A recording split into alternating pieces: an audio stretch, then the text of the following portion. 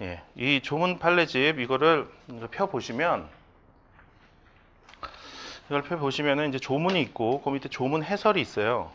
그리고 기출 지문이 있고 그리고 이제 판례는 이제 이 해설 부분에 섞여 있기도 하고 그리고 어떤 판례는 따로 박스로 만들어서 나와 있기도 하고 그래요. 수업 진행은 이제 요 기출 지문을 다 같이 풀면 좋은데 그러려면 시간상으로 이제 이게 안 돼요. 그래서 조문을 읽고 그냥 제가 해설하는 방식으로 진행이 될 거예요. 그 조문과 관련된 주요 내용 해설 이렇게 진행이 될 거예요. 그렇다고 이 조문 밑에 있는 해설 이걸 읽느냐? 그건 아니죠. 그걸 읽진 않지. 그냥 제가 강의하는 식으로 강의를 하죠. 근데 그 안에 이제 기출 지문이 거의 녹아 들어 있어요. 설명 안에. 그래서 이제 기출 지문은 따로 풀어보시는 걸로 할 수밖에 없을 것 같아요. 여기서 이걸 같이 푸는 거는 너무 비효율적이고 시간성이 허락해 주질 않아요. 그래서 이번에는 그렇게 진행을 해볼게요. 재작년이랑 방식은 조금 달라요. 거의 비슷하긴 하지만 조금 달라요. 작년, 재작년하고. 그리고 오늘 뭐 해보시면 알겠지만 이 강의는 상법에 대한 이해도가 어느 정도 있으신 분이 들으셔야 돼요. 이걸 처음 뭐 상법 공부 거의 안 했는데 뭐 선배들 얘기 들어보니까 이정엽 변호사 좋은 판례 강의가 좋다 그러더라. 이걸로 시작해보자 이러면은 아마 따라오기가 좀 어려울 거예요. 그래서 조문 읽고 조문과 관련된 주요 핵심 내용들 체크하는 방식으로 진행을 할게요. 그리고 진도는 상총 상의를 오늘 하고 내일 1시간 정도. 그리고 회사법을 이틀째, 3일째 하고 4일째 1시간 정도. 그렇게 하고 나머지 3시간을 갖고 어음수표 보험 이렇게 하면 딱 맞을 것 같아요. 그렇게 해서 진행을 해볼게요. 자, 시작하자고요. 자, 1조 상사적용법규. 이거는 뭐 안 나와요. 우리 시험에는. 2조 보시죠. 공법인의 상행위. 공법인의 상행에 대해서는 법령에 다른 규정이 없는 경우에 하나요? 본법을 적용한다. 자, 공법인한테도 상법이 적용될 수 있다는 거예요. 그러니까 상인 자격이 취득이 가능하냐 이거와 관련해서 자연인은 상인 자격 취득 가능하죠. 법인은 어떻게 되느냐? 법인에는 영리법인과 비영리법인이 있죠. 영리법인은 뭐예요? 회사죠. 회사는 당연히 상인이에요. 당연 상인이니까. 비영리법인 중에는 사법인이 있고 공법인이 있죠. 사법인 중에는 공익법인이 있고 특수법인이 있어요. 자, 이거 인사이트 상법에 분류가 다 돼 있으니까 그걸 참고를 하시면 돼요. 그리고 그다지 중요한 내용이 아니기 때문에 이거 쓰지 않는 거예요. 사법인 중에 공익법인 얘네들이 이제 그 상인 자격 취득할 수가 있어요. 뭐 예를 들어서 재단법인 뭐 연세대학교 재단법인 연세대학교 뭐 여기가 뭐 우유 사업을 한다. 그래서 연세 우유를 판다. 뭐 이런 거 가능해요. 그리고 사법인 중에 특수법인 이거는 이제 상법이나 민법 이외의 특수한 법에 의해서 설립된 법인을 말해요. 농업협동조합 이런 거. 얘네들은 그 법에서 요구하고 있는 행위만 할 수 있지 상행위는 할 수 없기 때문에 상인이 될 수가 없어요. 공법인, 지금 여기서 공법인도 상인이 될 수가 있죠. 국가, 지방자치단체 이런 일반 공법인뿐만 아니라 특수한 공법인도 상인이 될 수가 있어요. 그래서 이 상인이 될 수 있다는 거에 근거 조문이 이 2조를 들기도 해요. 뭐 길게 설명을 했는데 공법인도 상행위가 될 수 있다라는 점. 3조 일방적 상행위. 당사자 중 그 1인의 행위가 상행위인 때에는 전원에 대하여 본법을 적용한다. 자, 상법은 상행위는 분류하는 기준에 따라서 영업적 상행위와 보조적 상행위 이렇게 나눌 수도 있죠. 그리고 일방적 상행위, 쌍방적 상행위 이렇게 나눌 수도 있어요. 일방적 상행위, 쌍방적 상행위는 그러니까 쌍방적 상행위는 양 당사자 모두에게 상행위가 되는 거고 일방적 상행위는 일방에 대해서만 상행위가 되는 거죠. 근데 상법은 일방적 상행위에 적용이 되는 게 원칙이에요. 요 얘기는 저 뒤에 상행위 첫 부분에 나오면은 거기서 이제 뭐 상법이 적용되느냐 마느냐 뭐 어쩌고 하는데 거기에서 이제 주로 나와요. 일방적 상행이 원칙적으로 적용이 된다. 다만 예외적으로 쌍방적 상행에만 적용되는 규정들이 몇 개 있죠. 대표적인 게 상사 유치권, 상사 매매 뭐 이런 것들이죠. 자, 4조 이제 본격적으로 이제 보자고요. 4조 상인. 자기 명의로 상행위를 하는 자를 상인이라고 한다. 여기 당연상인. 상인에는 당연상인과 의제상인 두 가지가 있죠. 당연상인과 의제상인 두 가지가 있어요. 우선 당연상인부터 보자고요. 당연상인 뭐냐? 자기 명의로 상행위를 하는 자예요. 근데 여기서 상행위라고 하는 건 뭘 말하는 거냐면 46조 각 호의 행위를 영업으로 하는 거를 상행이라고 하죠. 46조 각호의 행위 영업. 여기서 영업으로 한다. 이걸 영업성을 갖는다. 뭐 이렇게 표현도 하는데 여기서 영업으로 한다라는 걸 뭘 의미하느냐? 이거는 영리성이 있어야 되고 계속 반복성이 있어야 되죠. 근데 영리성이 있고 계속 반복적으로 하는 행위라 하더라도 예외적으로 상행위가 아닌 게 있어요.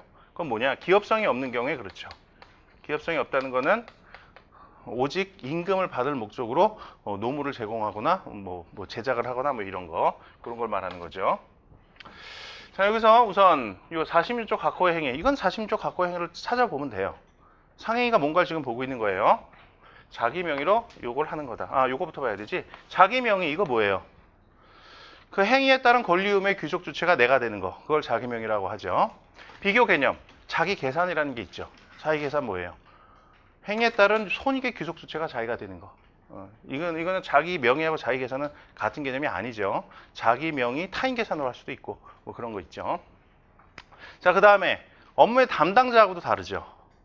회사 같은 경우에 업무 담당자인 대표이사가 행위를 한 거, 그 행위의 효력은 회사에 기속되죠. 그래서 업무 담당자는 기관인 대표이사라 하더라도 상인은 회사가 된다는 거. 그 다음에 행정관청에 신고한 명의자하고도 달라요. 이 자기 명의라는 거는 예를 들어서 부가가치세법상 사업자 등록은 A 명의로 해놨다 하더라도 그 행위에 따른 권리의무의 귀속 주체가 B가 된다면 B가 상인이 되는 거지. 사업자 등록 명의인 A가 상인이 되는 게 아니에요. 자, 그 다음에 명의 대여자. 예를 들어서 B가 A의 명의로 사업을 한다. 이렇게 했을 때. 그럼 A의 명의로 했으니까 이건 A의 명의, A가 상인이 되느냐? 그건 아니라는 거죠. 명의 차용자인 B가 상인이 되죠. 명의 대여자는 단지 명의를 대여한 거에 대한 외관을 창출한 거에 대한 책임을 져서 연대 책임을 질 뿐인 거죠. 자기 명의의 개념, 권리의무의 귀속 주체가 자기가 된다는 거. 그리고 40조 각호의 행위를 해야 돼요, 영업으로. 40조 각호의 행위, 40조 각호의 행위 그냥 보면 돼. 근데 여기서 이제 중요한 게 매매의 개념. 이게 가장 명확한 개념인 것 같은데 이 매매의 개념에 대해서 학설이 대립이 되죠. 다수설은 뭐라고 불러요? 매매의 개념을 매수와 매도, 사서 파는 거를 매매라고 하죠. 근데 소수설은 매수 또는 매도죠. 사거나 팔거나 둘 중에 하나만 해도 매매가 된다. 이렇게 봐요. 이게 차이는 어디서 나느냐? 원시 생산업자가 생산한 물건을 팔았을 때 그게 매매에 해당하느냐? 원시 생산업자가 자기가 생산한 물건을 파는 거는 매수가 전제되지가 않아요. 매도만 있어. 이거를 매매로 볼 수 있느냐? 소설에 따르면 매매로 보겠지. 다소설에 따르면 매매로 보지 않을 거고요. 판례는 어떻게 보느냐? 판례는 원시 생산업자가 생산한 물건을 파는 행위도 영업으로 한다면 매매가 될 수 있다 그랬어요. 그러니까 기본적으로 소수설과 같은 입장이라고 볼 수가 있겠죠. 근데 물론 그 판례에서 그 행위자의 상인성은 인정하지 않았어요. 결론적으로. 그러니까 중요한 건 아닌데 문제가 나왔기 때문에 굳이 얘기를 하는 거예요. 5,000평 범위 내의 과수원에서 2,000평 범위 내에서 생산된 사과를 서울에 있는 위탁 판매업자한테 파는 그 과수원 주인이 있었어. 그 사람이 상인이냐, 의제 상인이냐, 이게 문제가 된 거였는데 그 사람이 상인이 되려면 사과 판매를 자기 명의로 했어야 되고 그거를 영업으로 했어야 되고 그게 매매여야 되죠. 근데 그게 매매냐? 이거와 관련해서는 영업으로만 한다면 매매가 된다라고 했기 때문에 매매를 본 거예요, 판례가. 근데 영업으로 한 걸로 보지 않는다 그랬어. 5,000평에서 2,000평, 그 정도 범위 내에서 사과를 생산해갖고 위탁 판매업자 판 행위, 그거는 영업성은 인정되지 않는다. 이렇게 봤어요. 자, 그러면 영업성, 이건 뭐냐? 영리성과 계속 반복성이 있어야 된다 그랬죠. 여기서 영리성, 이건 뭘 말하는 거냐면 이윤 획득의 목적이 있으면 되는 거예요. 거래를 통해서 이윤을 획득할 목적이 있으면 영리성은 인정이 되는 거예요. 저기 뒤에 가면 회사의 개념 정의를 할 때 영리성하고 다르죠. 회사의 개념 요소 두 가지죠. 영리성과 법인성. 여기에서 영리성은 이윤 획득의 목적이 있을 뿐만 아니라 그 이윤을 사원들한테 배분할 목적까지도 있어야 되죠. 그래야 인정이 되지. 근데 여기 상인의 개념 요소로서 영리성은 이윤 획득의 목적만 있으면 된다라는 거. 그다음에 계속 반복성. 이거는 계속 반복의 의사만 있으면 돼요. 의사만 있으면. 그래서 이제 첫 번째 행위라 하더라도 그거는 상행위로 인정이 되는 거예요. 근데 기업성이 있으면은 기업성이 없으면 상행위로 인정하지 않는다. 이거는 46조 단서를 보셔야 되겠죠. 46조 단서 한번 보시죠. 40조 단서. 그러나 오로지 임금을 받을 목적으로 물건을 제조하거나 노무를 종사하는 자는 행위는 그러하지 아니하다. 이거는 너무 영세해서 상인으로 인정하지 않겠다는 거예요. 자, 여기서 오로지 임금을 받을 목적으로 어떻게 하니까 누구한테 월급 받으면서 고용돼 있는 거 이거 생각하시면 안 돼요. 그걸 말하는 게 아니야. 자기가 일한 거에 비례하고 돈을 받는 그런 거야. 그러니까 영리 목적으로 계속 반복적으로 뭔가 자기 사업을 하는 건 맞아. 그런데 너무 규모가 영세해서 상인성은 인정하지 않는 것 뿐이에요. 자, 이 정도 보시면은 상인의 개념 웬만큼 다 아신 거죠. 자, 그 다음에 당연상인 받고, 그 다음에 의제상인 보자고요. 의제상인에는 두 가지가 있죠. 설비회사와 민사회사가 설비상인과 민사회사가 있어요. 설비상인과 민사회사. 자, 지금 여기서 당연상인 봤죠? 당연상인 이런 건데, 회사가 요 46조 각호의 행위를 하면, 이건 이제 상사회사라 그래갖고, 회사가 이제 당연상인이 되는 거예요. 그런데, 의제상인, 여기서 민사회사 뭐냐? 회사가 40조 각호 이외의 행위를 하는 거예요.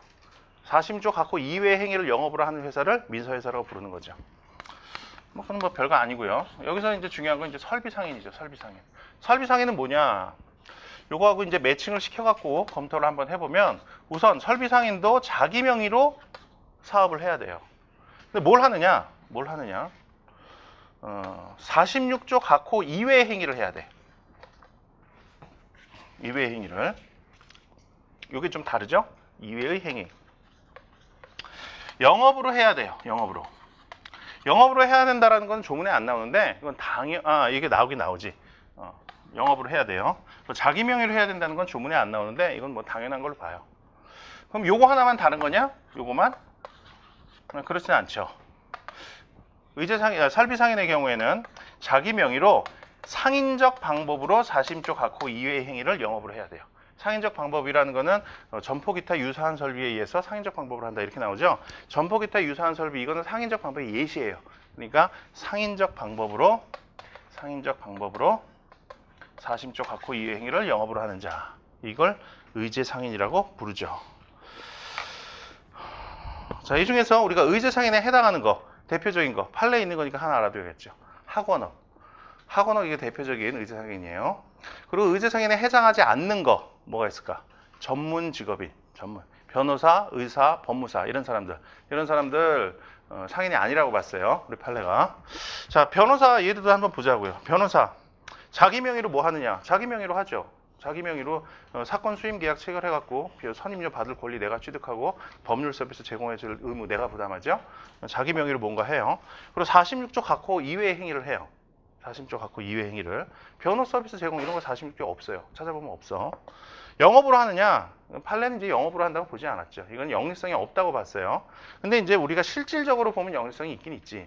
사실 변호사도 돈 벌려고 하는 게 실질은 맞거든. 돈 벌려고 계속 반복적으로 하잖아. 그리고 상인적 방법으로 하느냐? 상인적 방법이라는 거는 이제 당연상이랑 비슷한 방법으로 하는 건데, 뭐 점포 있고, 점포 기타 유사한 설비에 의해서 뭐 광고도 하고, 그다음에 상업 장부 만들고, 직원들 고용하고, 뭐 이런 식으로 하면서 한다는 거예요. 근데 변호사도 그렇게 하거든. 그래서 상인처럼 보이지만 판례는 상인이 아니라 그랬어요. 영립성이 없다 그랬어. 고도의 공익적인 성격을 갖기 때문에 그걸 돈 벌 목적으로 하는 거라고 볼 수 없다 이렇게 봤어요. 법무사도 마찬가지로 그렇게 봤어요. 그 다음에 무능력자의 영업과 등기 이런 거 볼 수가 없고요. 뭐 이 7조, 8조 다 볼 거 없어요. 9조 보시죠. 소상인. 지배인, 상호, 상업장부와 상업등기에 관한 규정은 소상인에게 적용하지 아니한다. 소상인이 뭐냐? 밑에 보시죠. 소상인은 자본금액이 1천만 원이 미치지 못하는 상인으로서 회사가 아닌 자를 말한다. 여기서 자본금액이라는 거는 영업자산의 총액을 말하죠. 회사법에서 말하는 그 자본금이 아니에요. 영업자산의 총액이에요. 이 영업자산의 총액이 1천만 원에 미치지 못하는 작은 규모의 상인, 이걸 소상인이라고 부르죠. 그런데 아무리 작은 규모라도 영업자산의 총액이 1천만 원 미만이라 하더라도 회사는 소상인이 아니에요. 회사는 소상인이 아니에요. 그게 중요해요. 영업자산이, 그러니까 그 기출지문에 요 밑에도 나오는데 그렇게 나와요. 이거 하나 볼까요? 기출지문 첫 번째 거. 소상인은 회사를 포함하여 자본금액이 1천만 원에 미달하는 상인을 말하며 지배인 상호, 상업장부와 상업등기에 관한 규정은 소상인에게 적용되지 아니한다. 자, 이런 식으로 나와서 이게 챌린지으로 나오죠. 그래서 소상인, 회사는 아무리 규모가 작아도 소상인이 아니라는 거 꼭 기억을 해두세요. 그 다음에 소상인에게 적용되지 않는 규정 4가지. 지배인, 상호, 상업장부, 상업등기 이 4가지 꼭 기억을 해두세요. 이 이외의 규정은 상법 총칙상의 규정, 상해 입법상의 규정 다 적용이 돼요. 소상인한테. 유치하게 다음 중 소상인에게 되지 않는 규정이 아닌 것은 뭐 이렇게 해갖고 뭐 지배인, 상호 뭐 1, 2, 3, 4, 5 해갖고 뭐 이렇게 나오진 않아. 이렇게 나오진 않는데 그 한 문제에다 그렇게 하는 건 너무 낭비지. 지문 하나로 정도 나올 수 있어요. 여기 밑에 기출 지문 요런 것처럼 그거 기억을 해 두시라. 그다음에 상인 자격의 취득 시기. 자연인의 상인 자격 취득 시기부터 볼까요? 자연인. 상인 자격 취득 시기 보면서 상인 자격의 상실 시기까지 보죠. 자연인, 엄마 뱃속에 태어나갖고 죽을 때까지 자연인이죠. 어떤 사람이 그 중에 상행위를 하면은 이제 그 중에 일정 기간 동안 상인이 되는 건데 장사를 하고 뭐 어쩌고 저쩌고 하면 언제 상인 자격을 취득해서 언제 상인 자격을 상실하느냐. 상인 자격 취득 시기 언제냐? 영업을 개시할 때예요. 영업을 개시할 때. 근데 여기서 영업을 개시할 때라는 거는 실제 그 영업의 목적이 되는 행위, 영업적 상위, 그걸 개시할 때를 말하는 게 아니라 그 영업의 준비 행위를 개시할 때, 그때 영업을 개시한다고 봐요. 실제 영업을 하는 행위, 요거보다 좀 앞당겼죠. 그래서 개업 준비 행위. 개업 준비 행위를 했을 때 영업 상인 자격을 취득한다. 자, 그러면 어떤 행위가 개업 준비 행위냐? 어떤 행위가 개업 준비 행위냐? 이거에 대해서 학설이 많이 대립해요. 근데 통설 판례는 어떻게 보냐면 행위의 성질로 봤을 때 상대방이 행위자의 영업 의사를 객관적으로 인식할 수 있을 때, 그래서 객관적 인식 가능성설에 따라서 판단을 하죠.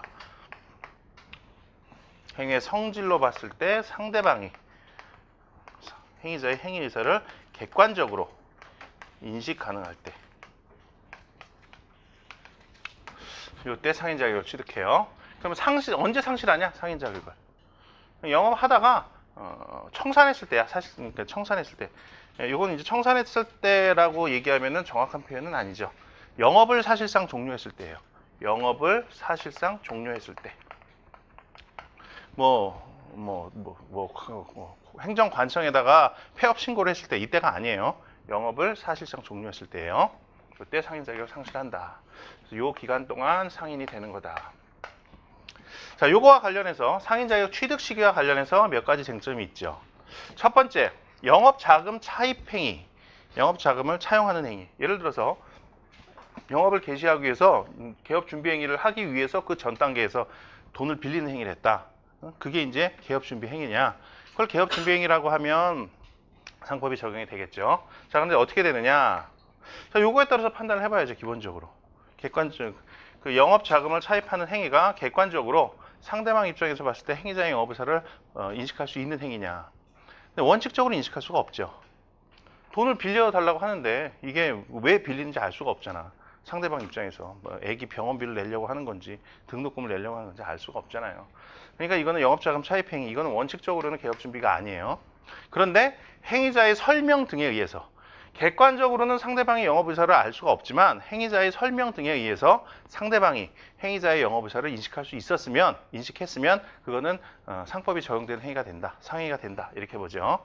예를 들어서 야, 나 영업하게 개업자금 좀 빌려줘. 이렇게 해서 돈을 빌려줬다. 그러면 그거는 개업 준비 행위가 되기 때문에 뭐 상사 소멸시효가 적용된다. 뭐 이렇게 된다는 거죠.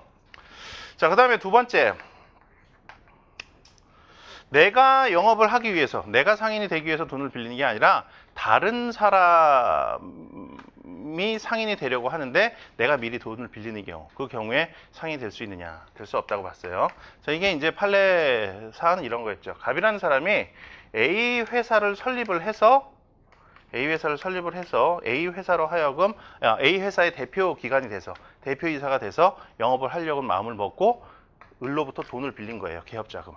근데 갑 개인 자격으로 빌렸어. 이때 갑이 상인이 되느냐? 영업자금 차입 회빙을 했을 때 상인이 되지 않는다는 거예요. 영업을 개시했을 때 누가 상인이 돼요? 갑이 상인이 되는 게 아니잖아. A 회사가 상인이 되는 거잖아요. 그러니까 그 전 단계인 개업 준비 행위를 했을 때도 갑이 상인이 될 수 없다. 이런 취지로 본 거죠. 두 개 판례 정도 알아두시면 되죠.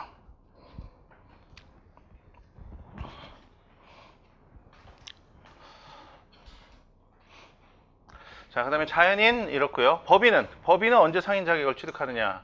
이거는 회사와 회사 아닌 자로 나눠야 되죠. 법인의 경우에는 회사와 회사 아닌 자. 회사의 경우에는 설립 등기를 했을 때 상인 자격을 취득해요. 회사는 태생적 상인이야. 그래서 설립 등기를 했을 때 권리 능력도 취득을 하고 상인 자격도 취득을 해요. 그리고 회사 언제 상인 자격을 상실하느냐. 청산을 사실상 종결했을 때. 회사는 이제 그 업무 마무리할 때 해산 절차에 들어가면 청산 절차에 돌입하죠. 청산 절차를 사실상 종결했을 때 그때 상인 자격을 상실을 해요. 회사 이외의 법인은 아까 뭐 사법인 중에 특수법인을 제외하고는 상인 자격을 취득할 수가 있다 그랬죠. 그때 상인 자격을 취득하는 시기는 어떻게 되느냐. 자연인이랑 똑같아. 저기 개업 준비 행위를 했을 때 상인 자격을 취득해요. 상인 자격 상실은 어떻게 하느냐. 자연인이랑 똑같아요. 영업을 사실상 종료했을 때 그때 상실하는 거예요. 자, 상인 요 정도 보시면은 뭐 거의 공부 다 하신 거예요. 지금 뭐 우리 기본 강의 할 때는 이거 되게 길게 하고 막 그랬는데 지금 뭐 한 20분 만에 끝났죠? 거의 다 하신 거예요, 사실. 그때는 이제 이해를 위해서 이해도 많이 들고 뭐 이렇게 하다 보니까 시간이 많이 걸린 거고 지금은 이제 빨리빨리 나가니까. 자, 그 다음에 상업사용인 보시죠. 상업사용인, 우리 상법에서 상업사용인은 3가지를 규정을 하고 있어요. 우선 상업사용인의 개념 요소 어떻게 돼요? 종속성과 대리권이죠. 종속성과 대리권. 상인에게 종속돼 있어야 돼요. 상인에게 종속돼 있다는 건 무슨 의미예요? 2가지 의미죠. 자기가 독립한 상인이 아니라는 거고, 그리고 상인과 상명하복 관계에 있다는 거죠. 그 2가지 의미가 있어요. 그 다음에 대리권이 반드시 있어야 돼요. 상법에서는 상인의 대외적인 그 영업 보조자만을 규정을 하고 있어요. 대내적인 이제 기술 보조자, 뭐 예를 들어서 뭐 주방장 뭐 이런 사람들, 그런 사람들하고 관계는 상법의 관심사가 아니에요. 그건 뭐 고용 관계 해갖고 민법의 관심사거나 아니면 노동법의 관심사거나 그런 거지 상법의 관심사는 아니에요. 상법은 그 대리인이 대외적인 거래를 통해서 한 행위의 효력이 상인에게 귀속되는가, 그것만 관심이 있는 거기 때문에 대리권이 있는 상업사용인, 얘네들의 행위에 대해서만 관심이 있는 거예요. 자, 우리 상법에서 상업사용인은 3가지를 규정하고 있죠. 지배인, 부분적 포괄 대리권을 가진 상업사용인, 그 다음에 물건 판매 점포 사용인, 이 3가지를 규정하고 있죠. 자, 우선 지배인부터 보시죠. 자, 지배인부터 보기 전에 부분적 포괄 대리권을 가진 상업사용인, 이거는 제가 부분사용인이라고 부를게요. 이건 법률 용어 아니니까 답안지에다가 이렇게 쓰면 안 돼요. 그냥 제가 강의할 때만 그냥 편의상 쓰는 용어예요. 그 다음에 물건 판매 점포 사용인, 3가지가 있어요. 자, 우선 얘하고 얘는 임의 대리인이에요. 상인이 대리권을 수여한 임의 대리인이에요. 근데 얘는 법정 대리인이야. 법이 대리권을 그냥 의제한 대리인이에요. 얘하고 얘는 임의 대리인이다. 얘는 이제 물건 판매 점포에서 근무하고 있다는 외관을 근거로 해서 법이 대리권이 있는 걸로 간주한 대리인이다. 그리고 얘하고 얘는 그러면 어떻게 차이가 나요? 대리권의 범위에서 기본적으로 차이가 나죠. 얘는 상인의 영업에 관한 재판상 재판의 모든 행위를 할 수가 있어요. 매우 포괄적이죠. 얘는 약간 부분적이에요. 특정한 사항과 종류에 대해서만 권한을 행수할 수가 있어요. 자, 이거는 조문을 보면서 하나 보죠. 지배인의 선임, 상인은 지배인을 선임하여 본점 또는 지점에서 영업을 하게 할 수 있다. 자, 우선 선임과 관련해서는 지배인을 누가 선임할 수 있느냐? 상인이 선임할 수 있는 거 당연하죠. 근데 상인의 대리인도 선임을 할 수가 있어요. 그런데 지배인을 선임할 수 있는 상인의 대리인 중에는 지배인은 포함되지 않아. 그러니까 지배인이 지배인을 선임할 수는 없다는 거죠. 왜냐하면 거의 동등한 자격을 갖기 때문이에요. 지배인이 부분 사용인을 선임할 수는 있어. 하지만 지배인이 지배인을 선임할 수는 없다라는 거. 다음에 11조 지배인의 대리권이랑 지배인은 영업주에 가름하여 그 영업에 관한 재판상 또는 재판의 모든 행위를 할 수 있다. 자, 요거를 지배권의 포괄성이라고도 부르고 정형성이라고도 부르죠. 범위가 넓다라는 면에서는 포괄성을 갖는다 이렇게 보고요. 그 다음에 지배인의 선임은 상인의 의사에 따라서 결정되는 거지만 상인이 지배인을 선임을 하면 그 지배인의 범위는 법에서 딱 정해져 있다. 얼만큼? 영업에 관한 재판상 재판의 모든 행위를 할 수 있는 걸로 이렇게 딱 정해져 있다. 이렇게 정해져 있다는 면에서는 정형성을 갖는다. 이렇게도 얘기를 하죠. 그래서 지배권은 포괄성과 정형성을 갖는다. 이렇게 얘기해요. 그다음에 2항 지배인은 지배인이 아닌 점원 기타 사용인을 선임 또는 해임할 수 있다. 그러니까 아까 요 위에서도 한번 얘기를 했던 거죠. 지배인이 지배인을 선임할 수는 없지만 지배인은 그 이외의 상하용인을 선임할 수 있다. 그게 이제 여기서 나오는 거예요. 그다음에 3항 지배인의 대리권에 대한 제한은 선의 제3자에게 대항하지 못한다. 자, 아까 지배권 정형성을 갖는다 그랬죠. 지배권의 범위는 법에 의해서 딱 정해져 있다는 얘기였어요. 그러면 제한할 수가 없는 거냐? 딱 정해져 있으니까. 그건 아니에요. 제한을 할 수 있어요. 제한할 수 있어. 영업에 관한 재판상 재판의 모든 행위를 할 수 있다는 범위가 이 정도라면 일정한 범위 내에서 제한을 할 수가 있다고요. 근데 이 사망에서 뭐라고 나와요? 제한을 할 수 있지만 그 제한을 갖고 선의의 제3자에게 대항할 수는 없다. 이렇게 되는 거예요. 다시 말해서 지배권이 제한된 지배인이 제한된 범위 내, 이 범위 내에서 행위를 했을 때 상대방이 지배권 제한 사실을 알지 못했으면 그리고 그 알지 못하는데 중과실이 없었으면 그 행위의 효력은 상인에게 귀속을 한다는 거죠. 상인이 지배권 제한을 갖고 대항할 수 없다는 얘기예요. 이걸 갖고 불가제한성이라고 불러요. 불가제한성. 이러한 성격을. 상법에는 보면은 용어를 잘못 정한 게 상당히 있어요. 용어를 잘못 정해놓고 그 용어만 보고 이러이러한 내용인가? 라고 착각을 불러일으킬 수가 있잖아. 그러면서 근데 그걸 이제 교과서에서 그러한 내용은 아니다라고 이제 변명을 하고 막 그래요. 그 중에 하나가 이거죠. 불가제한성 이렇게 정해놓으니까 지배권은 정형성을 갖는다. 그래놓고 불가제한성의 성격도 갖는다. 이래놓으니까 정형적으로 정해져 있는 지배권을 제한할 수 없나 보다 이렇게 착각할 수가 있잖아요. 근데 그건 아니라는 거예요. 제한은 할 수 있다. 하지만 그 제한을 갖고 선의의 제3자에게 대항할 수 없다는 성질을 불가제한성이라고 부른다. 그런 얘기예요.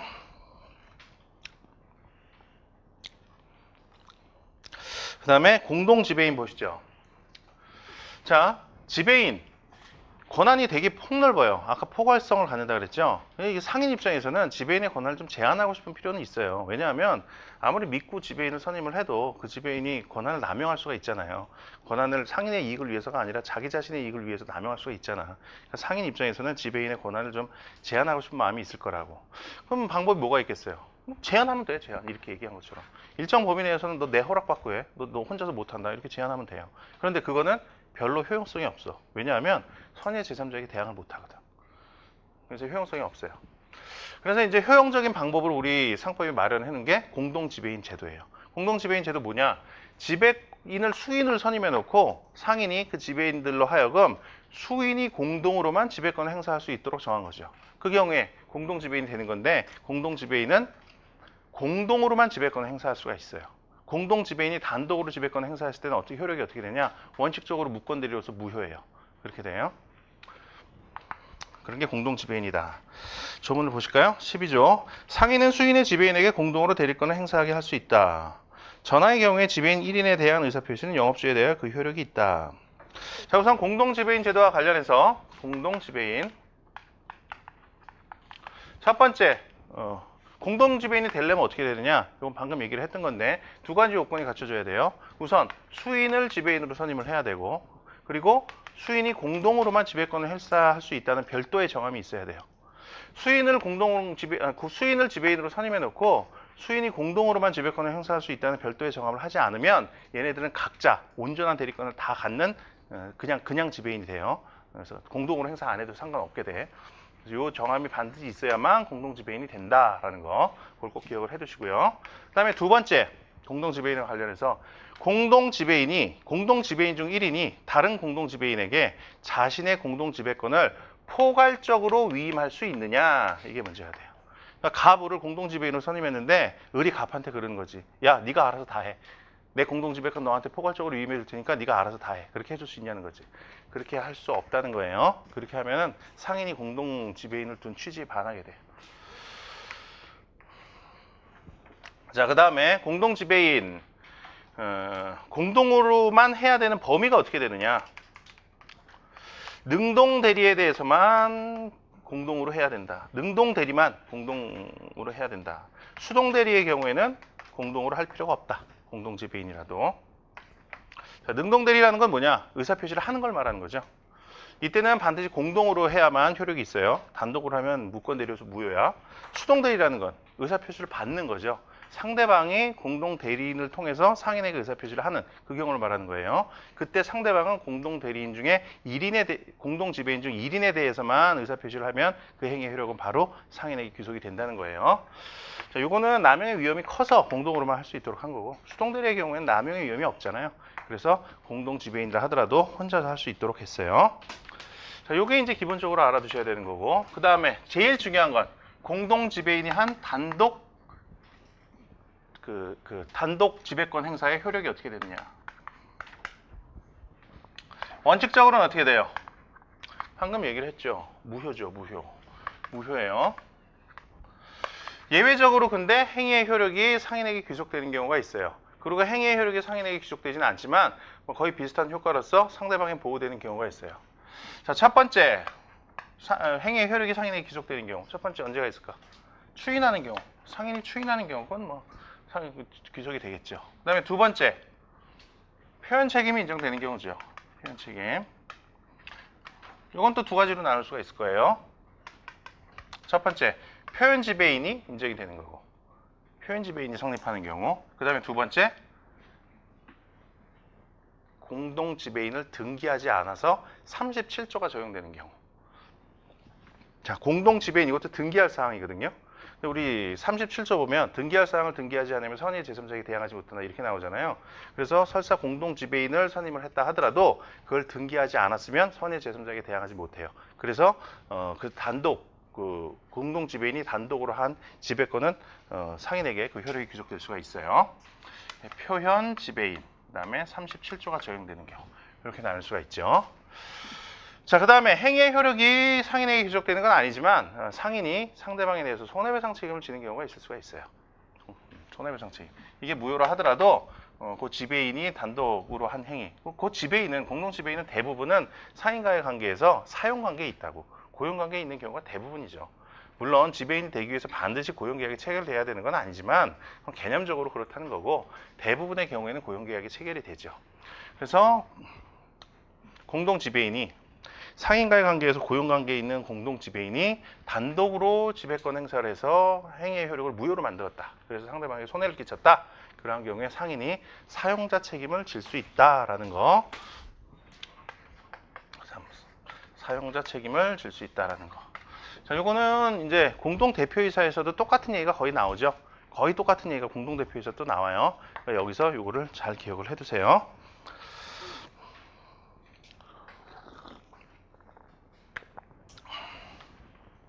(13조) 지배인의 등기. 상인은 지배인의 선임과 그 대리권이 소멸에 관하여 그 지배인을 둔 본점 또는 지점 소재지에서 등기하여야 한다. 전조 1항에 규정한 사항이 공동 지배인이죠. 사항도 같다. 자, 원래 등기라는 거는 본점에서 등기하고 본점에서 등기한 사항은 지점에서 다 등기를 해야 돼요. 근데 지배인 선임과 해임에 관한 등기는 좀 달라요. 지배인은 본점에서만 선임했으면은 본점에서만 지배인 선임 해임 등기를 하면 되고요. 지점에만 선임을 했으면 지점에서만 등기를 하면 돼요. 본점에서 한 거 지점에서 다 해야 된다. 이 규정이 적용되지 않아요. 그 규정은 저 뒤에서 나오면 다시 볼게요. 14조 표현 지배인. 본점 또는 지점의 본부장, 지점장, 그 밖에 지배인으로 인정될 만한 명칭을 사용하는 자는 본점 또는 지점의 지배인과 동일한 권한이 있는 것으로 본다. 다만 재판상 행위에 관하여는 그러하지 아니하다. 제1항은 상대방의 악의인 경우에는 적용하지 아니한다. 자, 이 표현 지배인, 이거 법리는 되게 중요한 법리죠. 우리 민법에서 온 표현 대리 법리의 연장선상에 있고 매우 중요한 법리예요. 자, 그런데 이거는 이제 표현 대표이사하고 거의 비슷하죠. 그래서 표현 지배인에 관한 중요한 내용은 표현 대표이사에서 다 공부를 해요. 자, 그리고 여기서는 이제 표현 지배인과 관련돼서만 조금 알아둬야 될 거, 그것만 보자고요. 우선 뭐 이렇게 해서 조문 해설에 나오는데, 표현 지배인, 재판상 행위는 할 수 없다라는 거 기억을 해주세요. 원래 우리 지배인의 권한 범위는 영업에 관한 재판상, 재판 외의 모든 행위를 할 수 있다. 그래갖고 재판상 행위에도 미쳤었죠. 그런데 표현 지배인 규정은 재판상 행위에는 적용되지 않는다는 거. 그래서 뭐 본부장, 지점장 뭐 이런 명칭을 쓰는 자가 소송 대리를 했을 때 그 소송 대리 그건 다 무효가 된다라는 거죠. 그럼 민사소송법 시간에도 배우셨을 거예요. 그죠? 그 다음에 영업소의 실질을 가져야 되느냐. 본점, 본부장, 지점장 이런 명칭을 쓰면서 지배인에 준하는 권한을 행사하는 자가 있었어요. 그리고 그자에게 그와 같은 명칭 사용을 상인이 허락도 했어. 그리고 상대방은 그자가 그 일정한 장소와 관련해서 총괄 책임권을 갖는 영업소장, 즉 본부장 이런 권한을 갖는 자로 착각을 했어. 지배인으로. 그런데 그자가 근무하는 장소가 영업소가 아니었어요. 자, 영업소라는 거 뭐예요? 우선 영업소라는 거. 기업의 중요한 그 경영 사항에 대해서 기본적인 결정이 이루어지고, 그리고 기업에 관한 기본적인 거래가 이루어지는 장소. 이게 이제 영업소죠. 이게 영업소예요. 근데 방금 이 표현적 명칭을 사용하는 자가 근무하는 장소가 실질적 의미에서 이 영업소가 아닌 경우, 그 경우에는 표현 지배인 규정이 적용되지 않아요. 학설은 어때요? 학설은 판례는 이제 방금 얘기한 대로 그래요. 영업소에 실질이 있어야만 표현 지배인 규정이 적용된다라고 했어요. 근데 학설은 좀 나뉘죠. 학설은 이제 방금 판례가 본 것처럼 영업소에 실질이 있어야 된다는 학설도 있는데, 다른 학설, 소설 같은 경우에는 표현적 명칭을 사용하는 자가 근무하는 장소가 반드시 실질적 의미의 영업소일 필요는 없다. 다만 영업소의 외관만 있으면 충분하다. 그렇게 봐요.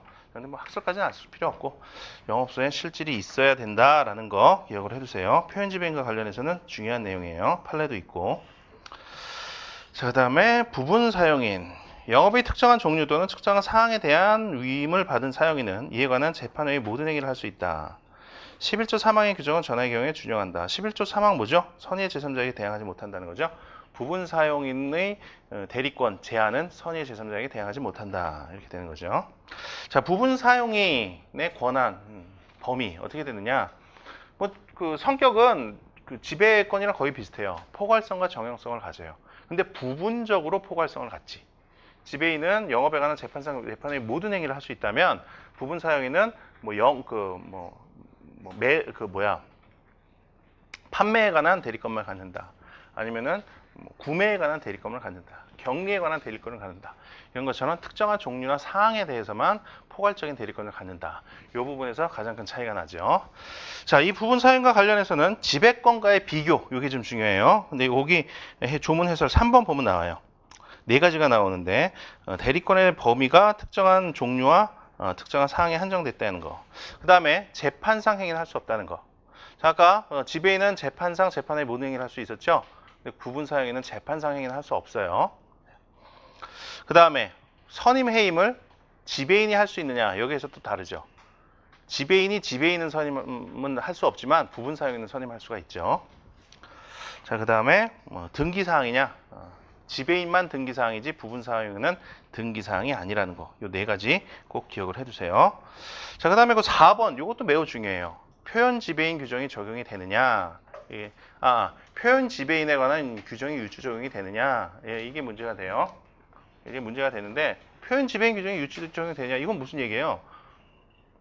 이건 뭘 의미하는 거야? 부분 사용인 아닌 자가 부분 사용인인 듯한 명칭을 사용하면서 거래를 했을 때, 그리고 상인이 그자에게 부분 사용인인 듯한 명칭 사용을 허락을 했어요.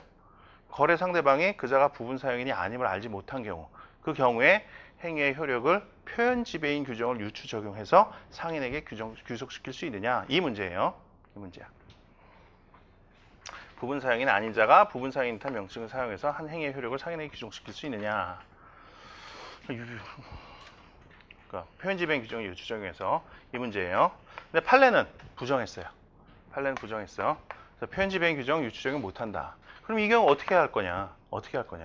부분 사용인 아닌 자가 부분 사용인 듯한 명칭을 사용해서 거래를 했어.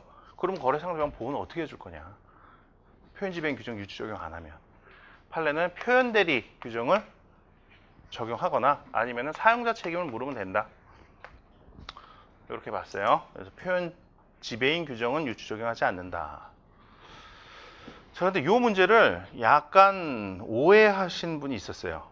질문을 하는데 이렇게 오해를 하더라고. 자, 요거는 표현 지배인 규정 유추 적용 문제. 요거는 이런 거예요. 아까 표현 지배인 규정은 뭐였어요? 지배인 아닌 자가 지배인인 듯한 명칭을 사용했을 때 이걸 지배인과 같이 취급해 주는 거였죠. 이게 표현 지배인이잖아. 그리고 부분 사용인에 대해서 표현 지배인 규정을 유추 적용할까의 문제는 부분 사용인이 아닌 자가 부분 사용인인 듯한 명칭을 사용했을 때 부분 사용인으로 취급하는 거. 이게 표현지배인 규정의 유추적인 문제예요. 근데 이렇게 취급하는 근거가 표현지배인 규정이라는 거지. 근데 이 문제를 좀 약간 오해하셔갖고 부분 사용인이 지배권 같은 걸 행사를 했을 때 지배인으로 취급하는 거. 이거를 요 문제를 이런 의미로 오해하시는 분이 계셨어요. 이런 의미가 아니에요. 이런 의미야.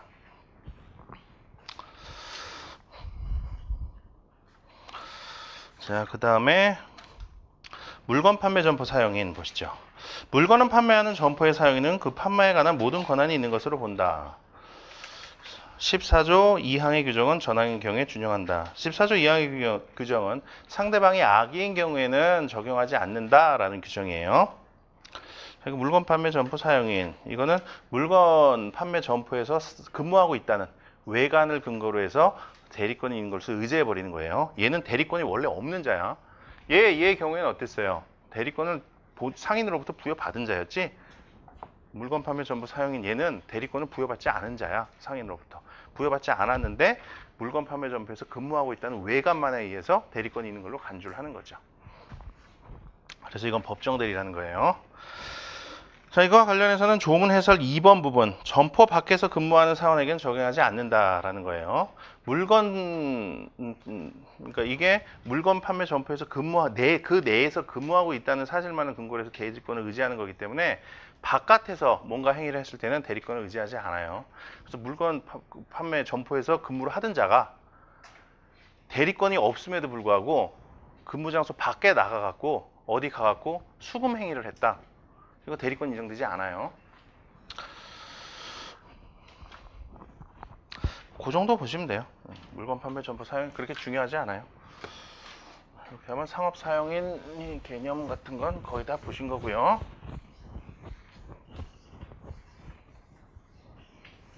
지금 핵심적인 내용들은 거의 다 다루고 있어요. 근데 지금 강의를 들으시면서 이거 뭐 다 아는 얘기만 하네. 뭐 이렇게 기본적인 것만 해. 이런 생각이 드신다면 공부가 지금 많이 잘 돼 있으신 거예요. 근데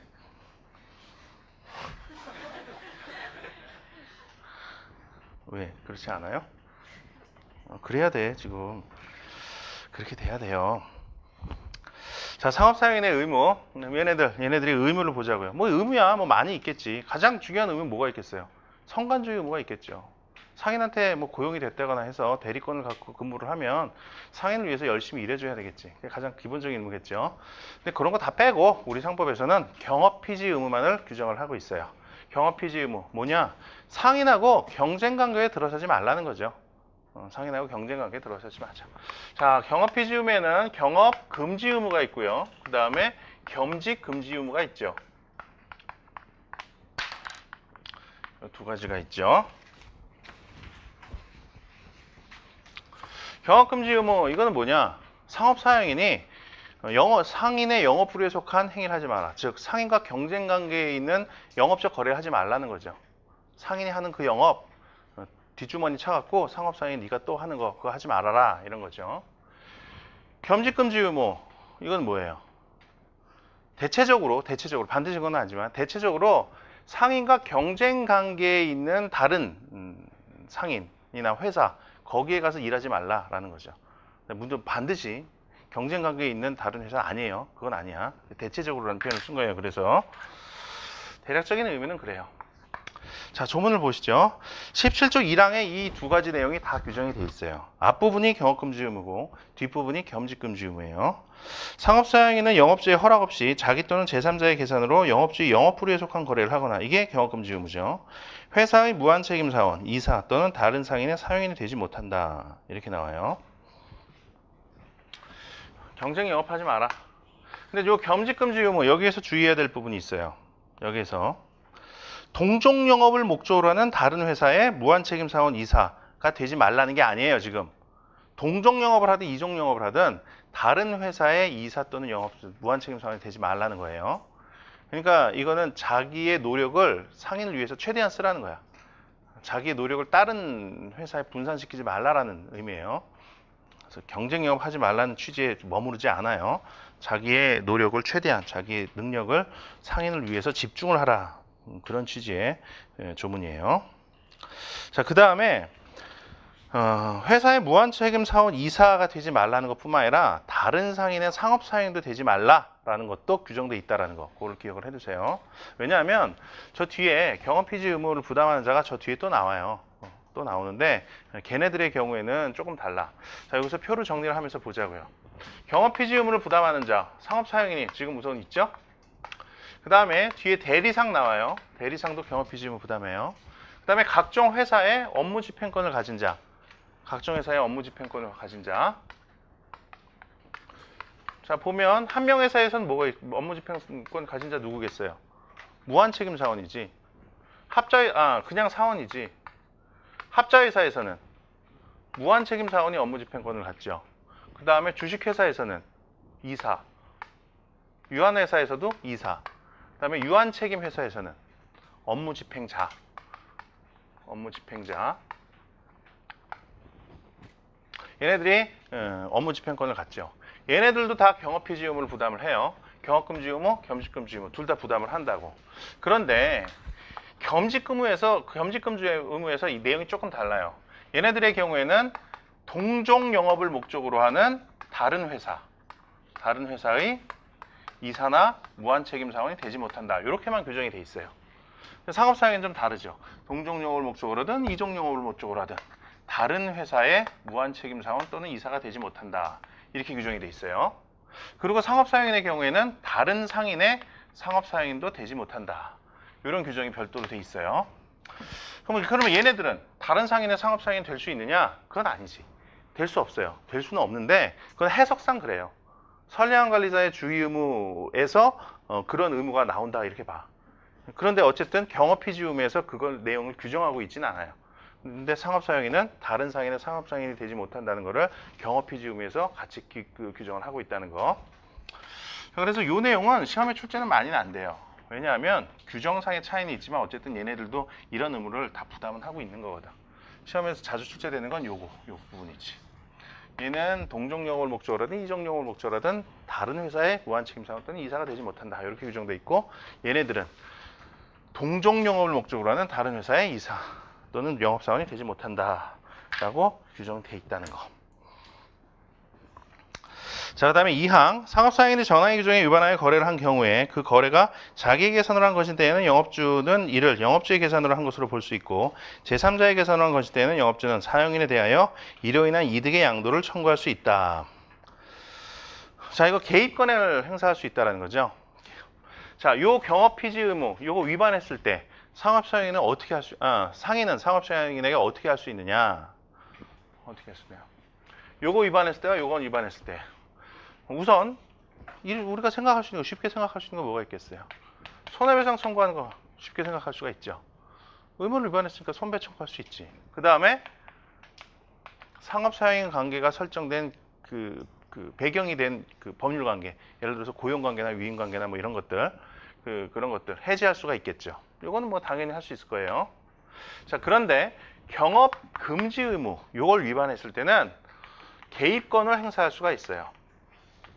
개입권이라는 건 뭐냐? 경업 금지 의무 위반을 통해서 상업사행인이 얻은 이득을 내놔라 라고 청구할 수 있는 권리인 거죠. 자, 손해배상 소용권을 인정함에도 불구하고 개입권을 별도로 인정한 이유는 뭐냐? 요거는 경업 금지 의무 위반을 통해서 상인이 얻은 손해를 배상을 하는 거고 요거는 상업사행인이 얻은 이익을 내놔라라고 하는 거죠. 그래서 개념적으로 좀 달라요. 손해와 이익은 웬만큼 비슷하겠지만 좀 범위도 다르고 그리고 요게 이득이 손해보다는 입증하기가 쉬워. 상인이 받은 손해보다 상업사행인이 얻은 이득을 입증하기가 더 쉽다고요. 그래서 요거는 의미가 있는 거예요. 그래서 요거 개입권 행사에서 이득을 내놔라라고 해서 받았다. 그래도 상인에게 남아있는 손해가 있으면은 별도로 손해배상 청구할 수가 있어요. 그리고 이 개입권은 기본적으로 형성권이다. 그래서 행사하면 바로 권리를 취득할 수 있다라는 거 알아두셔야 되고요. 그 다음에 개입권을 행사했을 때 취득하는 거는 상인이 상업사행인에게 채권적 권리만 취득할 수 있다는 거예요. 개입권 행사하면 상인이 얻은 이득 내놔라 라고 청구할 수 있는 채권적 권리만 취득을 해요. 그 상업 사용인과 거래 상대방과의 거래 관계에 상인이 들어가게 되는 게 아니라는 거, 그것도 알아두세요. 형성권. 그리고 취득하게 되는 거는 상업 사용인에 대한 채권일 뿐이다 라는 거, 채권적 권리일 뿐이다 라는 거. 겸직금지 의무 위반했을 때는 어떻게 되느냐, 손배 청구하고 계약 해지는 할 수 있어요. 근데 개입권을 행사할 수는 없어요. 자, 근데 이걸 갖고도 어떤 학생이 질문을 하더라고요. 17조 1항에 경업금지 의무와 경업피지 의무가 다 규정이 돼 있죠. 그리고 2항에 보면 상업사용인이 전항의 규정에 위반하여 거래를 한 경우에는 이렇게 해서 개입권 행사할 수 있다 이렇게 나오니까, 아니 전항이 지금 경업금지 의무, 겸직금지 의무 둘 다 규정돼 있고 2항에서는 전항의 규정에 위반했을 때 개입권 행사할 수 있다 그러니 겸직금지 의무 위반했을 때도 개입권 행사할 수 있는 거 아닌가요? 이렇게 묻는 학생이 있었어요. 근데 그건 아니에요. 왜냐하면 2항 보시면 상업사용인이 전항의 규정에 위반하여 거래를 한 경우에만 개입권이 인정되잖아요. 근데 요거는 경업거래지. 경업금지 의무 위반 행위는 요거는 거래를 한 경우야. 영업부에 속한 거래를 한 경우 이렇게 있잖아. 그러니까 거래를 한 경우라고 하면 이걸 말하는 거야. 겸직금지 위반 행위, 이거는 다른 회사의 이사나 무한책임상을 지위에 들어서는 거지, 이거는 거래가 아니죠. 그래서 이거 위반했을 때는 개입권이 인정되지 않아요. 그다음에 3항, 전항의 규정은 영업주로부터 상인에 대한 계약의 해지 또는 손해배상 청구에 영향을 미치지 아니한다. 그래서 개입권 행사를 했어도 남은 손해가 있으면 배상 청구할 수 있다. 그리고 상업사용인 자르는 거는 개입권 행사와 아무 관련 없이 할 수 있다라는 거. 그다음에 전항의 규정의 권리는 일정한 기간 내에 해야 된다라는 거예요. 자, 요거 마무리를 하죠. 여기 경업피지 의무 지금 여기서 비교를 했죠. 여기 나온 애들은 다 이제 겸직금지 의무에서 요거 이렇게 된다는 거, 그거 중요해요. 그리고 여기 나온 애들, 얘네들은 경업금지 의무 위반을 했을 때 상인한테 개입권이 인정된다라는 거, 그걸 기억을 해주세요. 개입권이 인정된다는 거. 상인한테, 여기도 상인한테. 그 다음에 이 경우에는 이제 회사한테 개입권이 인정이 된다는 거.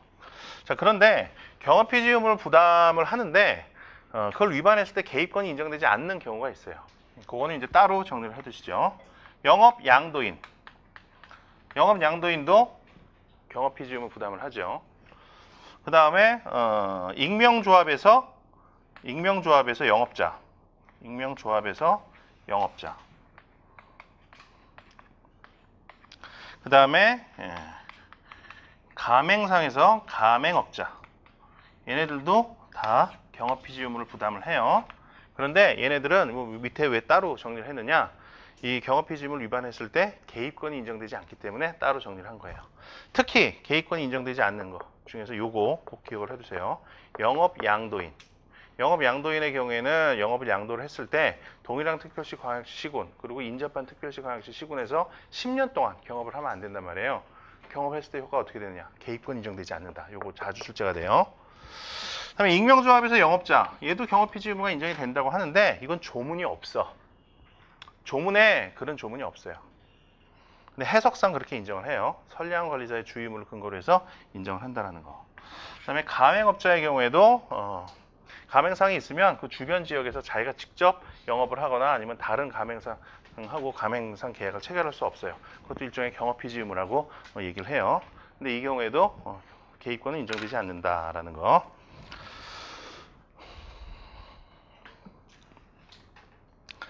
그 다음에 잠시 쉬었다가 상호 볼까요?